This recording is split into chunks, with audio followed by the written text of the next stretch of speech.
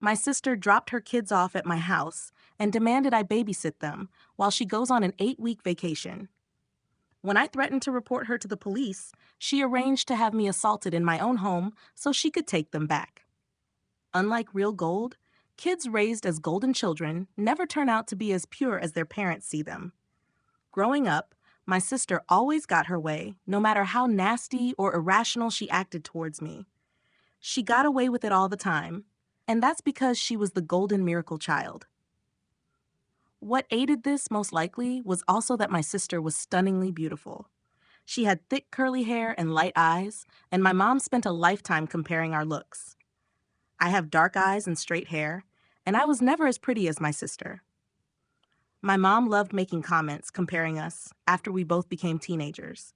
She was constantly telling me to try and dress like my sister and asking her to teach me makeup, but my sister would also bully me and make fun of me if I ever asked her for help making myself prettier. That's how we grew up to be extremely resentful of each other. I think my sister just latched on to the worst traits that we saw in my mother, while I rejected them all. I think being put on a pedestal her whole life by my mom for simply being beautiful turned her into a rotten person who doesn't care about anyone but herself and thinks she can get away with anything just because of her looks. The way my mom compared us and put me down led to me having a lot of self-esteem issues, and as an adult, I am very quiet and reserved. Some people describe me as a pushover. Recently, I have been going to therapy to try to grow a stronger spine, even though it has been hard trying to stand up for myself in my relationships for the very first time. I feel like the way my family treated me really screwed me up as an adult, and it's hard for me to maintain any healthy friendships or romantic relationships. My sister even slept with my boyfriend in high school in senior year, and for no real reason. She never liked him and told me many times she thought he was ugly. My parents told me to let bygones be bygones when they found out what had happened. My sister wasn't even given out to, and that was a moment where I truly realized just how much they preferred her over me. The way that my dad just stood by and watched my mom emotionally get under my skin for my entire life made me feel like no man would ever stand up for me or see worth in me, and it's very hard for me to trust and connect when dating. But my entire life hasn't been completely awful because of my mom and sister. The one upside of being the ugly sister growing up meant that I had zero social life and spent all my time studying. I ended up graduating high school with a 4.0 and landed myself a full ride at my number one choice for university, which was great because my mom told me the night before I started high school that she was paying for my sister's college since she was the eldest, but I would have to go to community and pay my way through it on my own. I remember sobbing and asking her why she didn't love me like she loved my sister, and she insisted that she did, but my sister deserved it more since she was her firstborn. The day I had landed my scholarship, I spent the entire day so excited to tell my parents about it. I guess part of me was kind of happy to have something that my sister didn't. My sister had spent all her time in high school partying and earning poor grades without any flack from my parents. She was only going to college because my parents could pay for it. She wasn't even going to a very good one because her grades were so crap. So the day I rushed home to tell my family that I had gotten a full ride to a prestigious university, I had never been so excited to share good news with my family. But when I got home and told my parents about my scholarship, all my dad said was good job, and my mom didn't even look up from her phone or give me any response. Then she ignored me for the entire week after I had shared that news. I tried to ask her why she was mad at me for getting a scholarship for college, but she literally just avoided making eye contact with me and walked into the other room. It was like she literally hated me for earning my scholarship when most parents would be excited. Whatever. That's when I started to understand just how alone I was and how isolated my family wanted me to feel. I didn't understand why either. Why had my mom even had me just to spend a lifetime hating me, and in turn, making me hate myself? The day I got my scholarship turned into one of the worst days of my life as I cried myself to sleep and accepted that I would never have a family that loved me, not like my sister did. and I despised her for it. That night, I wrote in my journal until the sun rose about what I wanted to do with the rest of my life. I was tired of being this sad little girl, and I decided I was going to transform every ounce of rage I had into academic success. Instead of throwing myself a pity party and begging my parents for love and attention, I was going to redirect all my focus and energy to my studies as I always had and give myself something they never could. I was going to be stable, independent, intelligent, and educated, even though I might never be loved. So that's exactly what I did. I went to school and graduated with honors. I got a fantastic position in a company I interned for right out of college, and I've been making six figures since I turned 23. When I came home for the holidays, I would tell my family about how I was doing, and I would get random compliments from extended family members. But my own parents never went out of their way to acknowledge or congratulate me for my accomplishments. As an adult, I knew better than to tell my mom about my high position at my company or how much I was making, since I knew it would just make her resent me more. But I told my dad, and one year he even told me that he was happy for me. It was the nicest thing either of my parents had ever told me. But even as an adult, my mom still treated me like an unwanted guest. Although I only saw them during the holidays, she would do everything in her power to get the attention off me if anybody asked me a question or directed the conversation toward me. For example, we were having Christmas dinner one year when my uncle congratulated me on a promotion I had been telling him about earlier that day. It was my second promotion within the company, and I had gotten a significant raise as well. I had been telling him about how I was looking into purchasing my first house. My uncle mentioned the promotion and the potential house, and a few other extended family members congratulated me and were pretty unexpectedly kind about the news. Another one of my cousins asked me what area I was house shopping in, and that's when my mom cut me off and said, "This is boring. Can we change the conversation?" Then, under her breath, I heard her say, "It's probably not even true anyway." I ended up purchasing my house later that year, and when I posted about it on social media, everybody in my family liked the post, except for my mom. I knew she was probably angry because my sister was having a completely opposite life experience than me.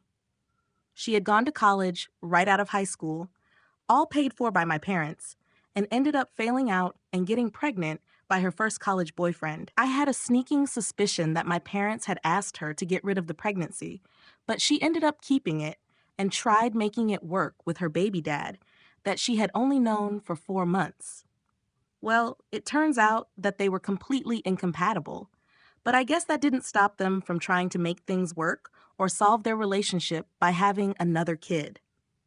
I remember having to hold back tears when I saw her posting about having a second child, since I knew the baby was probably being born into a toxic environment. My sister was such an awful person, as was her baby dad. I had met him at the holidays, but he never even bothered to remember my name or make conversation with me. And every year he would bring home trays of food despite not bringing anything. Obviously, my sister and I's relationship did not improve as we grew up, and we basically didn't talk to each other once we were both moved out of our parents' place.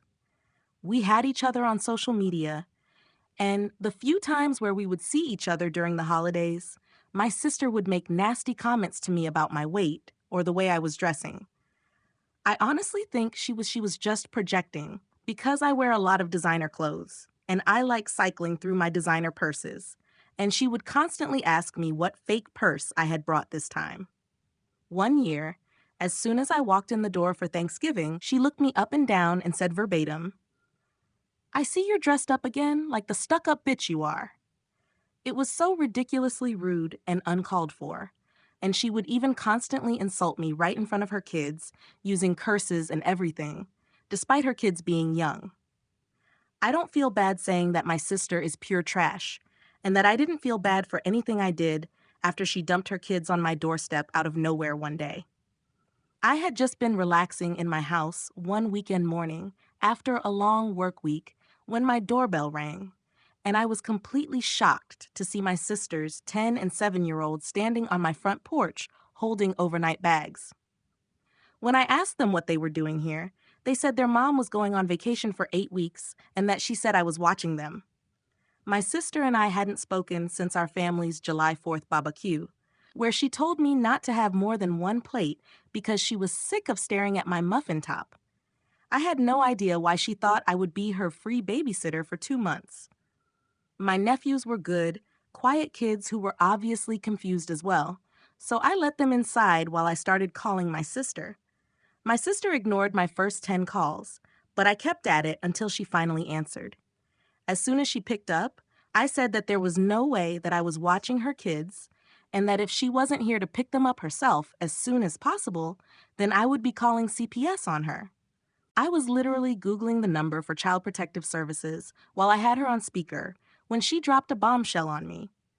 Her voice got incredibly deep and scary as she blackmailed me by saying that she would call my job and inform them that I was not taking my bipolar medication and get me fired.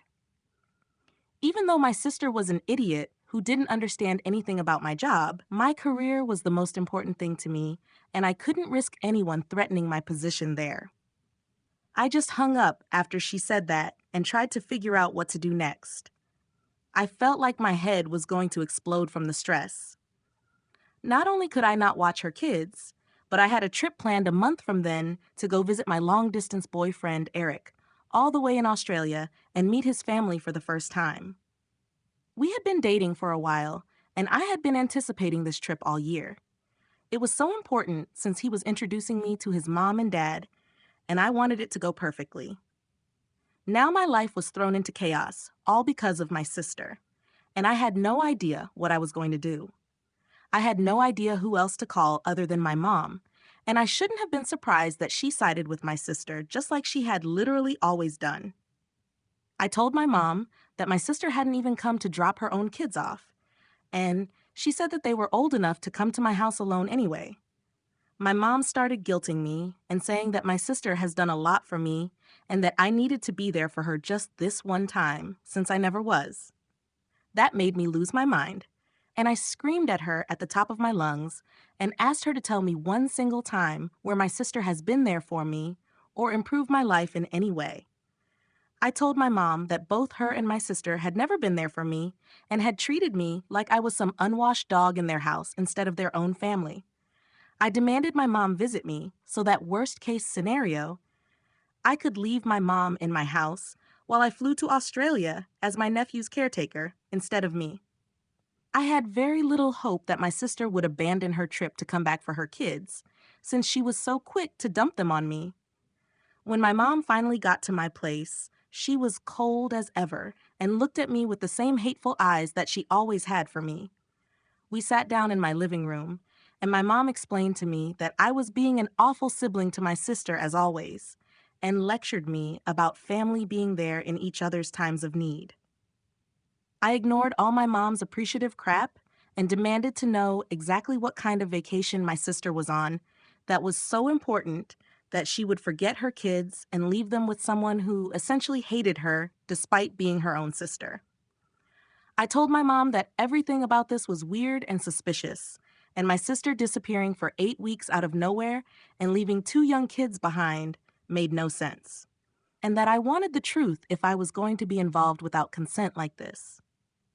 That's when my mom's face changed, and eventually she admitted to me that my sister wasn't just going on some vacation, she was actually being flown out by her sugar daddy. I literally laughed when she said this because I thought she was joking, but her face was dead serious. I was so emotionally exhausted at that point, and I freaked out on my mom, asking her how she could be okay with this in any way.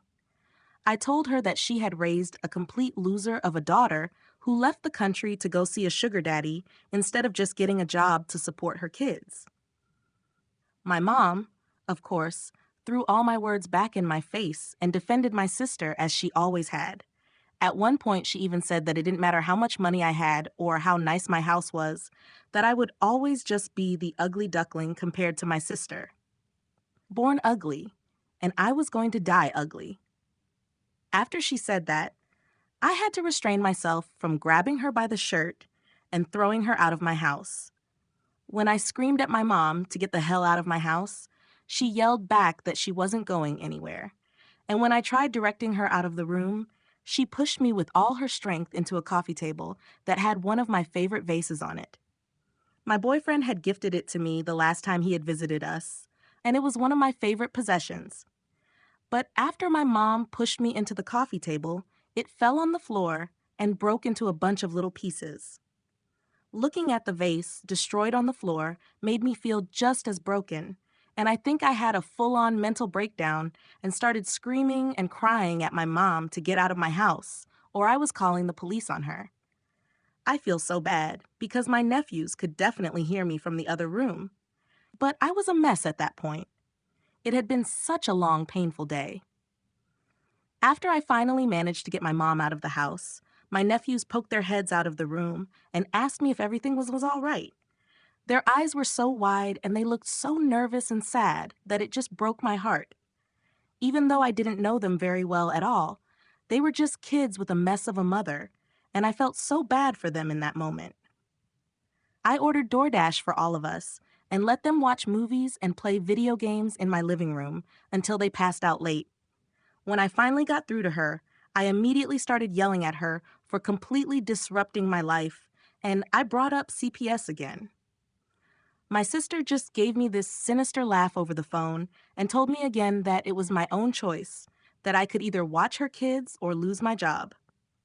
At one point, she hissed that she knew I was nothing without my job, and that I would go back to being a loser without it. This stung me right in the heart because it was the honest truth. I had my degree and a solid resume, but I really identified with my career success, and I would do anything not to lose it. At that point, I was crying and asking my sister why she hated me so much, and why she had abandoned her little kids for a sugar daddy. She just said that she was the type of woman who could make millions from a sugar daddy in 2 months, and that was something I never had to worry about. I think she was just trying to break me down and make me feel small at that point, so I just gave up. And honestly, it was working. We went back and forth for a while until my sister literally hung up on me after a final threat of contacting my job, and I just broke down in tears again, realizing that I had no power against her. My nephews were downstairs watching a movie in the living room, and so I had privacy upstairs and decided to call my boyfriend. I hadn't had a chance to talk to him since my nephews had been left on my doorstep, and I ended up breaking down, venting to him about all the details of the situation. I couldn't hold back tears as I told him about my sister's threats and my mom's continued disrespect, and told him how I felt completely trapped by my sister. Even though he is on the other side of the planet, my boyfriend made me feel so loved and supported and was literally the only person who was in my corner, and I'm so grateful for him. He said that my sister was potentially committing multiple crimes by abandoning her kids and threatening me with career blackmail, and that I needed to get some solid evidence of her actions. He suggested that I contact my sister again and try to get her to repeat her threat about the false medical accusations, but this time secretly record the conversation as evidence. My boyfriend knew about my past with my sister and my mom and pointed out that my sister was clearly unhinged, and it wouldn't take a lot for my sister to act on this threat. He said I should do everything to prepare. Of course, it freaked me out to hear that, but he was 100% right.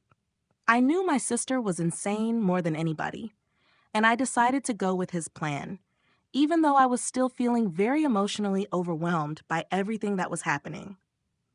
I still wanted my nephews to feel comfortable and cared for. I knew what it felt like to be a child in a home where you weren't wanted, and I didn't ever want to make these innocent little boys who were related to me feel that way. I ended up going downstairs and playing a multiplayer video game with them for a little while, and it ended up being really fun. They were so surprised when I knew how to play first-person shooters and were so cute as they were giggling and laughing while watching me get call after call. I wasn't expecting to bond with them after such a stressful weekend, but when we all ordered pizza together and had a contest to see who could eat the most pieces of pepperoni, I realized that I honestly loved the two little boys. They were nothing like their mom. Even though I knew my sister couldn't have been a great parent, They were both super polite, and even though it took a little while for them to come out of their shells, they were both really sweet, funny little boys. They were very good about cleaning up after themselves and were always saying please and thank you. As I was hanging out with my nephews into the afternoon, I realized that they both had holes in their socks, and my older nephew's clothes looked sort of small on him. I looked through the rest of the clothes my sister had packed for them and realized that they were all either old or too small for the boys they were meant for. Again, I wasn't incredibly surprised that my sister was a cheap, neglectful parent, and I decided to take my nephews to the mall for some new wardrobes. I almost cried multiple times during that trip to the mall because my nephews completely came out of their shells and were so excited and happy running around the mall. Like I said, I remember what it felt like to be a neglected child, and I just wanted them to feel like they could have anything they wanted and that I was there for them and wanted to make them happy. So anytime we walked past a window and they wanted to go in a store, we would go in and I kept buying them whatever they wanted. It was impossible not to. My youngest nephew was missing his two front teeth, and every time he gave me his goofy little empty smile, my heart ached, and I had to buy him another little treat or toy. They left the mall that day with new clothes that looked great on them and fit them comfortably, and I had also bought them both Nintendo Switches. It was so hard not to spoil them. I didn't have kids of my own, and I had plenty of money to buy them the little things they wanted. When I had bought them the Switches, both of them broke down crying and hugged me. I noticed the 10-year-old had started crying again during our ride home, and I asked him if he was okay. He looked at me through his tears in his eyes and asked me why I was being so nice to them and why they deserved it. I told him that they deserved my kindness because they were my boys too, and that they were kids, and that alone meant they deserved to be happy. This only seemed to make him cry harder, and he told me that he was feeling angry at his mom for keeping us apart. This broke my heart, and I told him that I was sorry that we hadn't been able to get to know each other before, but I was really happy that he and his brother were here with me now, even if I hadn't expected it. I asked him some questions about how his home life was, and it was exactly as I expected. My older and younger nephew both slowly started to open up to me about how much their mom poorly treated them at times. My heart felt like it shattered into a million pieces as I heard this. I knew that my sister and her baby dad were horrible people who were probably doing it, but it was another thing to hear it straight from their mouths and hear the pain in their voices. When we got home, I cooked a big dinner for all of us, and they played on their Switches together for the rest of the night. I left them alone in the living room to go call my sister again in my room, ready to play out the plan my boyfriend had given me.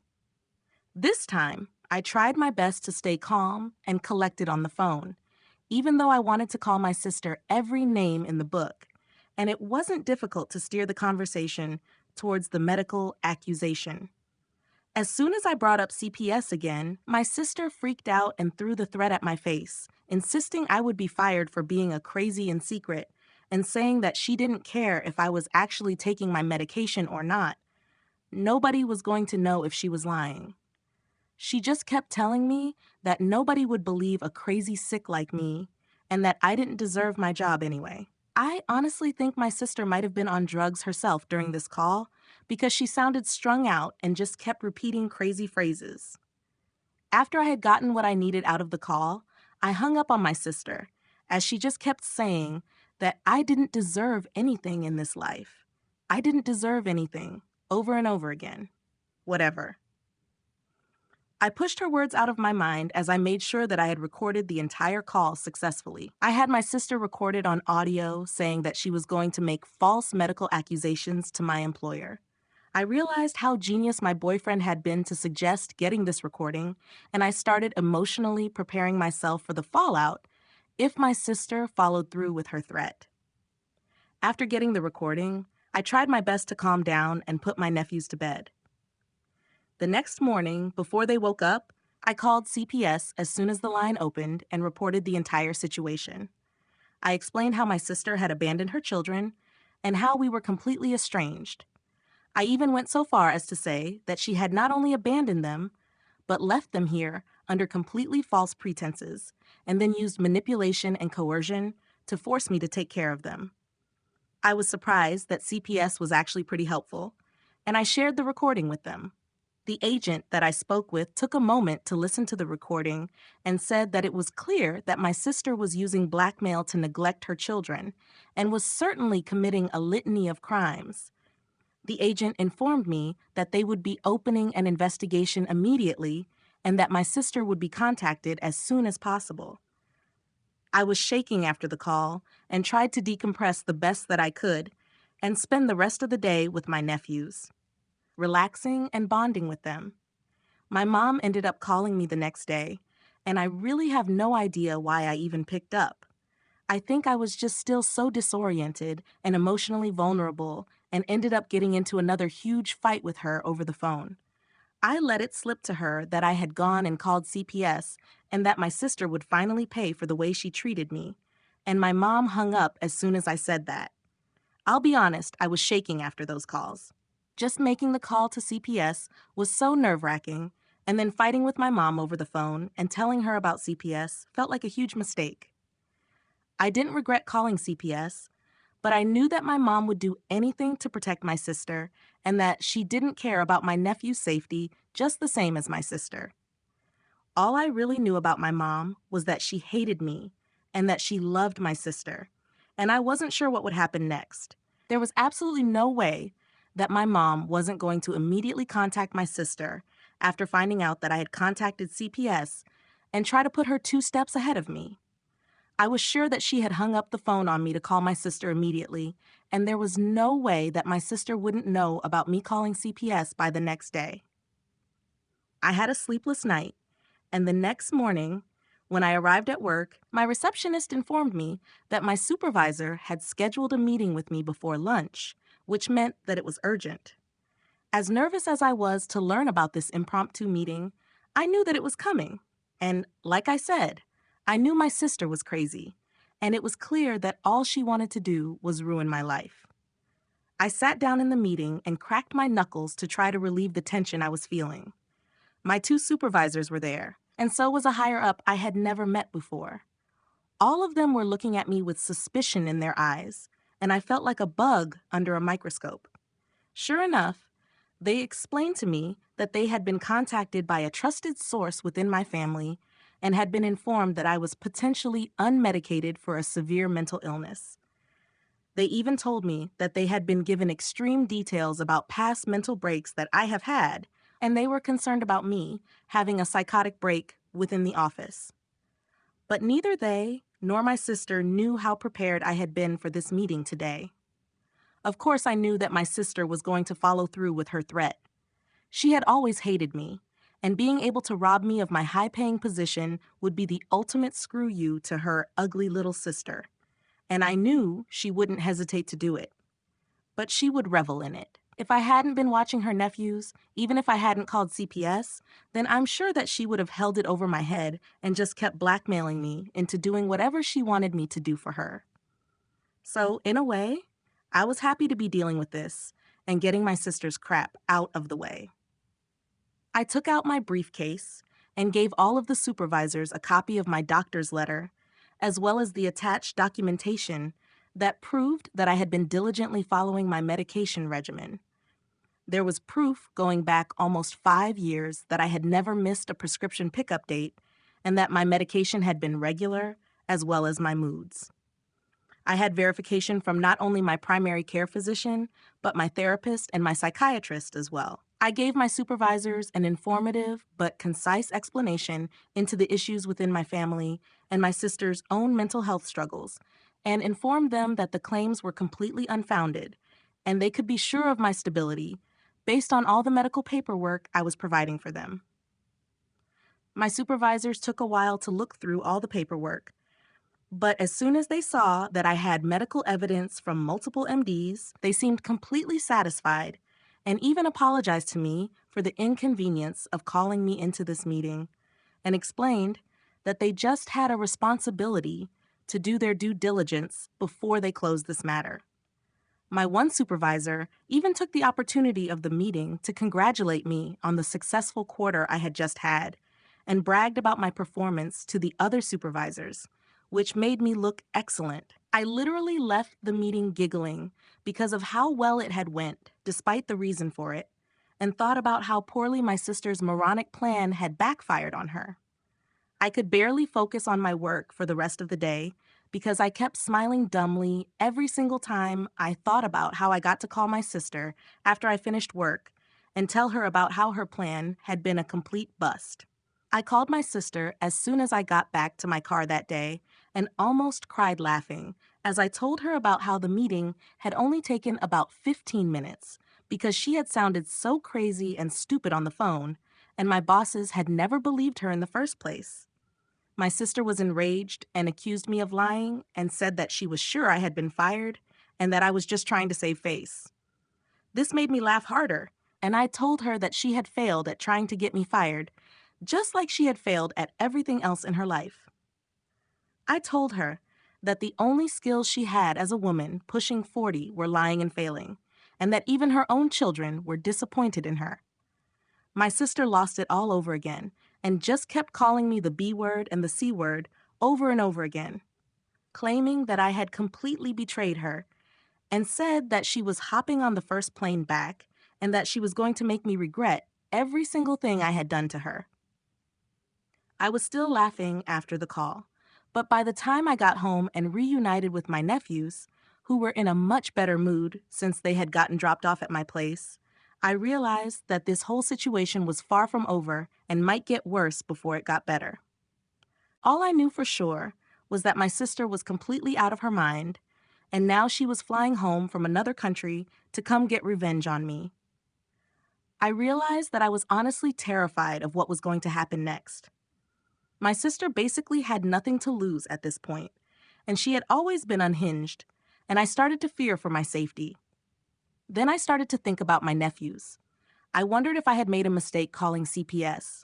A huge part of me wished my sister had lost her passport overseas and never came home. I had gotten so much closer to my nephews in the past couple days, and I realized that my heart was going to break when they had to leave. I didn't want to say goodbye to them. I didn't want to watch them walk back into my sister's arms. She was perpetuating the same thing my mom had done to me, and I realized I hated her more than anyone on this earth. I checked on my sleeping nephews, as I couldn't sleep since my mind was racing, and I cried quietly in the hallway after closing the door to the guest room. They were such innocent little boys, and they didn't deserve any of this. The next day was a complete shit show. I was awoken to the sound of somebody knocking on my door, although it sounded like somebody slapping a sandbag over and over on my front door. When I opened it, there was my sister next to a guy who had to be maybe 6'5" and weighed almost 300 pounds. He was gigantic, and one of his hands was the size of my entire head. I could barely see my mom standing right behind him. Before I could even open my mouth to tell them to get the hell off my property, the man put his hand on my shoulder and shoved me down with all his might. My sister, my mom, and the stranger all made their way inside my house, and I was collapsed on my floor as soreness sank into my shoulder where the man had thrown me down. I immediately started screaming at my sister for bringing the stranger to my house and screaming at him not to touch me, but he seemed to speak only Russian. I had no idea how this was even happening, and then I realized that my sister had beat CPS to my house. They had been scheduled to come around 11 a.m. that day, but my sister had busted my door down at 8 a.m. My nephews had been woken up by all the commotion and were walking out of the guest room with sleepy eyes. At that point, I tried to get in between them and protect them from the stranger, but my sister barked at the man to go put my nephews in the car. It was complete chaos. Once they realized what was happening, both my nephews started asking my sister to leave them with me. I tried again to pull my oldest nephew out of the huge stranger's arms, but this time, he grabbed my head and threw it into the wall. I saw stars as I sank to the floor and watched him carry my two little nephews out of my house. There was nothing I could do. My mom was crying too, but she left with them as well.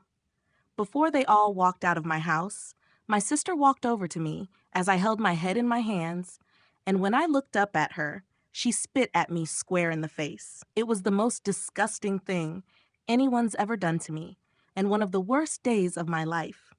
They all drove off in this giant black Suburban that I had never seen my sister in before. I had no idea who the man was, and I couldn't believe the trauma that my sister had just inflicted upon everyone. She hadn't even let them take any of their stuff. They had left without any of their clothes, neither of their switches, and no breakfast. My heart broke for them, and I had an anxiety attack like I had never had before. I didn't realize how much it would hurt to care so much for my nephews, but I seriously loved those boys with all my heart, and I just wanted to protect them and make sure that they were cared for like I never had been when I was their age. But now they were scared and shoeless in some random car with my psychotic sister and a humongous stranger. I was so disgusted with my mom's behavior. I couldn't believe she had just stood by while she watched that huge man toss me around in my own home and pull my nephews out of their aunt's house without a word. I couldn't believe how evil my family had become, and I couldn't stop thinking about my nephews.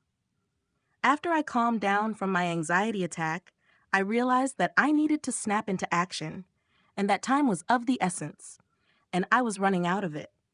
When I finally came to my senses, I immediately called the police. And it turned out that they were already aware of the ongoing investigation because of Child Protective Services being involved and having an open case against my sister.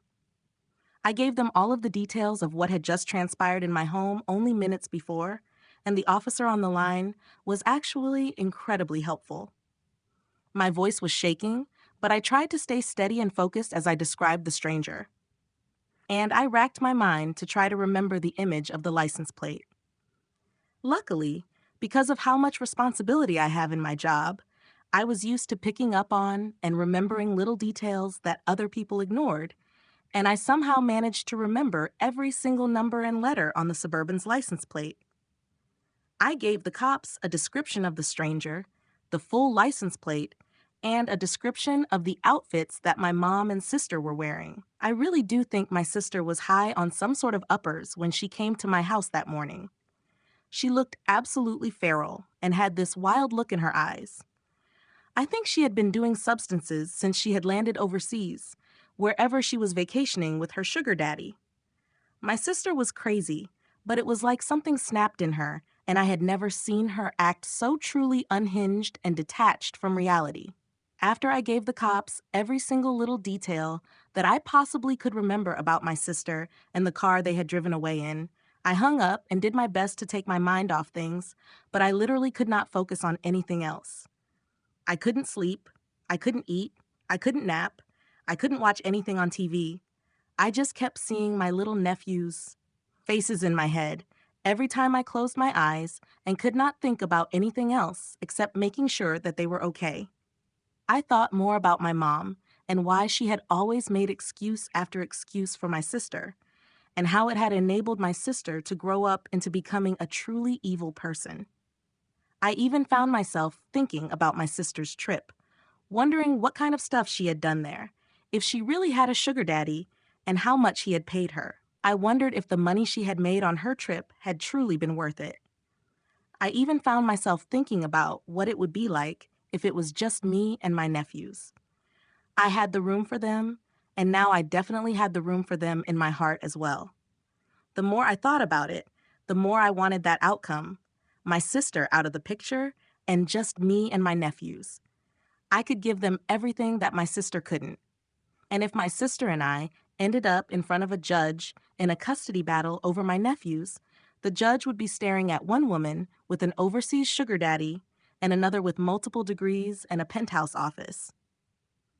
I tried to think positive things, but random dark anxieties about my nephew's safety kept leaking into my mind.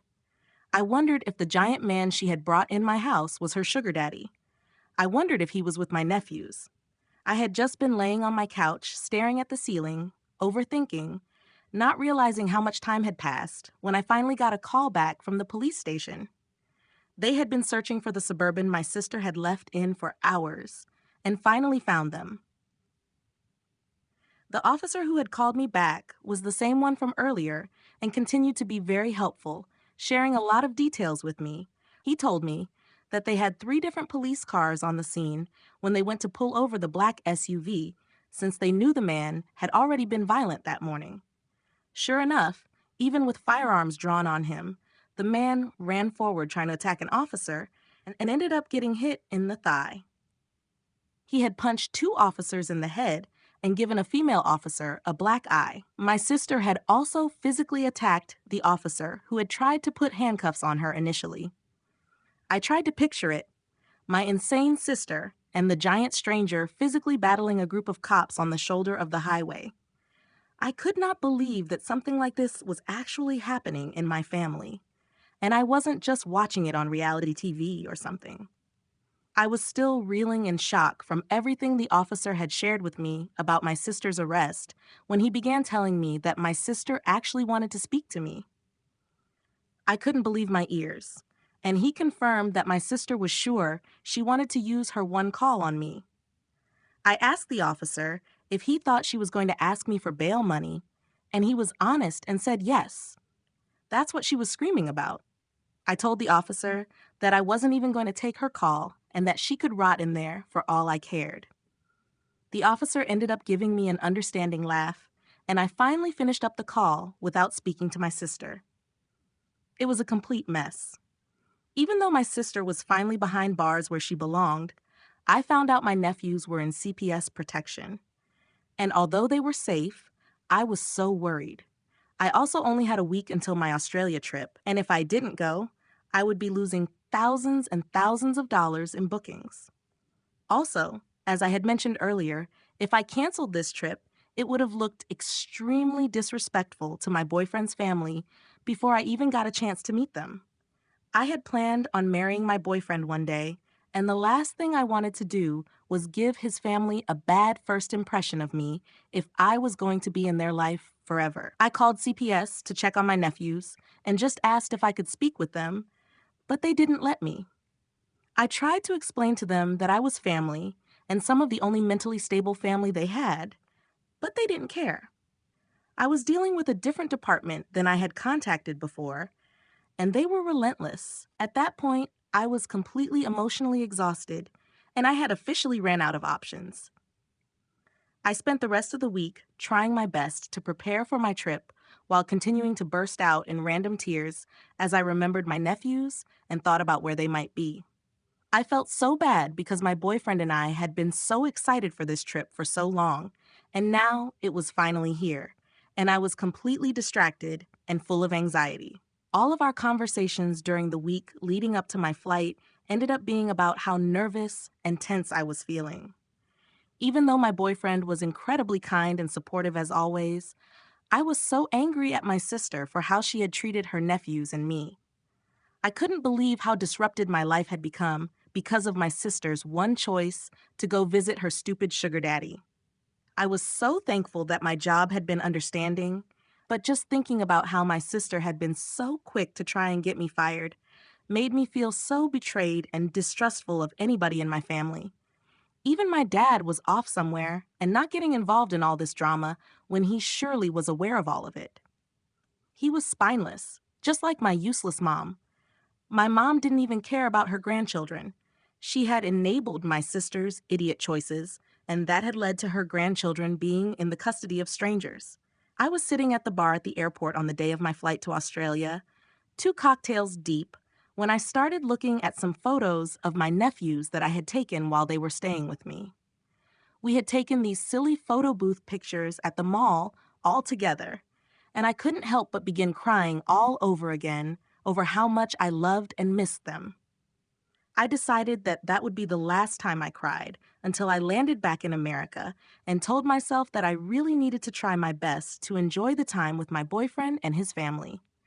I had a life as well, and I couldn't let my sister ruin my time even from all the way across the globe. My time in Australia ended up going amazingly. I hadn't seen my boyfriend in months, and when he ran to me in the airport and picked me up princess style, I felt my heart explode from happiness.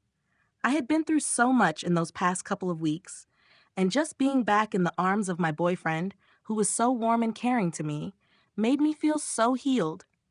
He spent every moment of the trip catering to me. Meeting his family went excellently, and I got along with both of his parents as soon as I was introduced.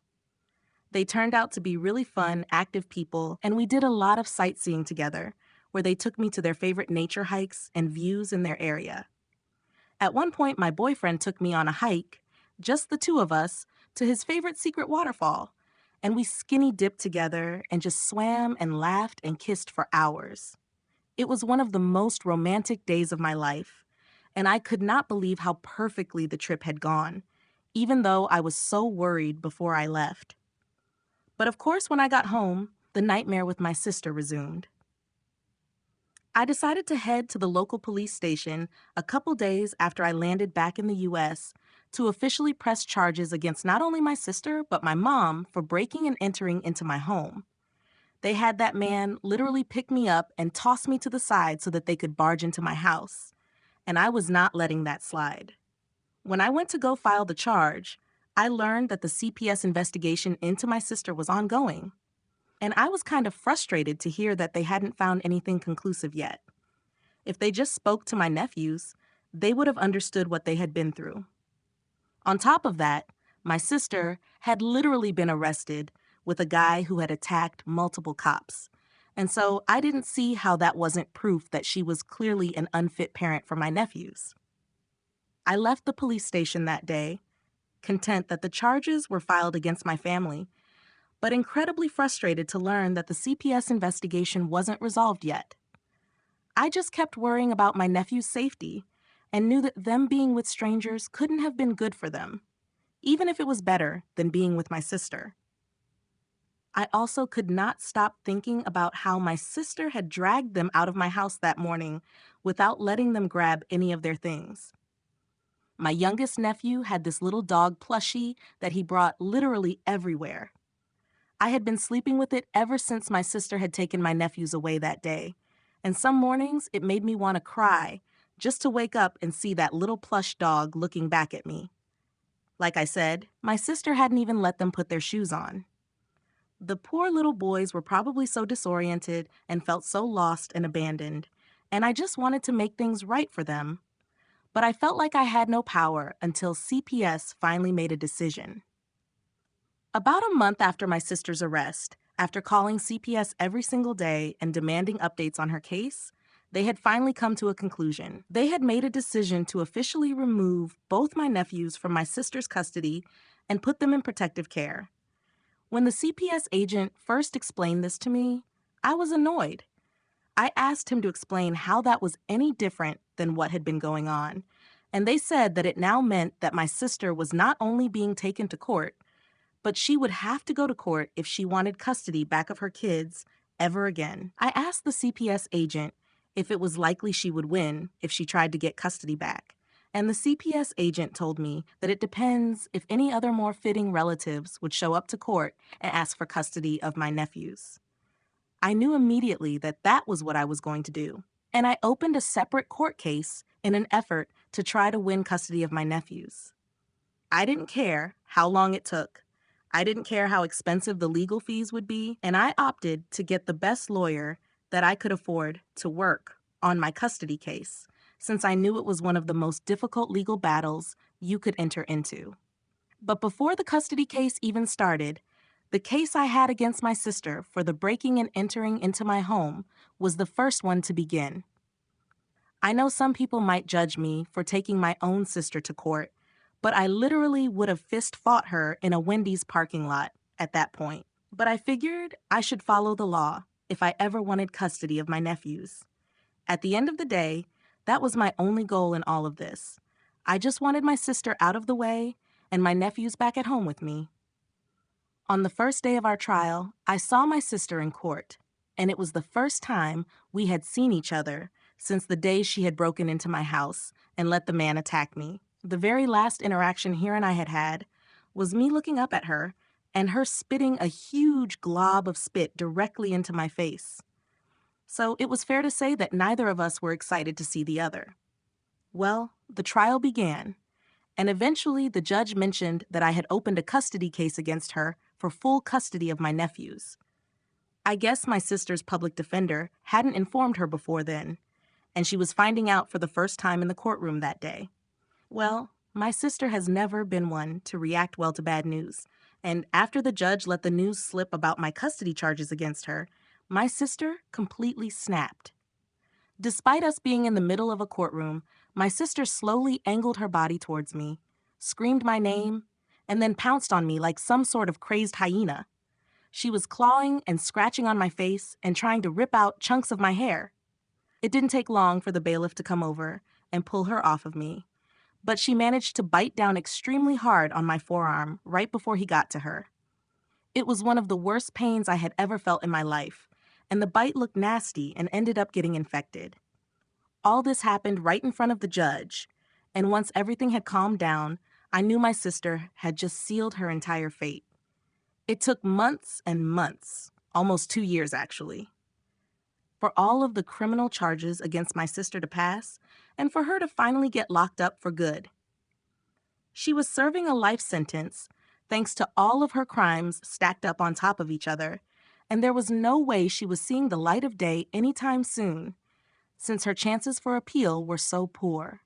I never dropped the breaking and entering charges against my mom, and the only way my mom managed to stay out of prison was by testifying against my sister in court and throwing her under the bus. I don't think I've ever felt such sweet satisfaction as watching my mom blame my sister for everything that had happened while sobbing her usual crocodile tears. I could not believe that my mom was finally betraying her perfect golden child, even though it had taken a lifetime as well as the government's help. I knew that day, looking up at my mom on the stand, that it was the last time I was ever going to see her. It was the last time I ever wanted to see her. I had seen enough of her and my sister for a lifetime, and I was done with their constant toxicity. My sister had completely transformed my life into a never-ending legal battle, and I just wanted to have a normal day-to-day life again. The custody battle for my nephews dragged on. Their birth father and his family began fighting me in court for full custody against them, and it just dragged the case out further. I didn't care. There wasn't a force on earth that could keep me from my nephews now that my sister was locked up. It took almost 2 years of legal battles, but eventually I won full custody over my boys and brought my nephews back home. I will never forget how big they smiled and how tight they hugged me when they came home and found the bedrooms I had decorated for them in my house. I walked into my youngest nephew's bedroom, and he ran to me to show me his rediscovered Switch. I surprised him with his little plush doggy and caught him in a tight hug when he fell into my arms. The next thing I knew, my eldest nephew joined us, and both boys cried into my hair and told me how much they missed me. My eldest boy looked up at me, smiled with his big eyes full of tears, and just said, "I knew it, Auntie. I just knew you would come back for us one day."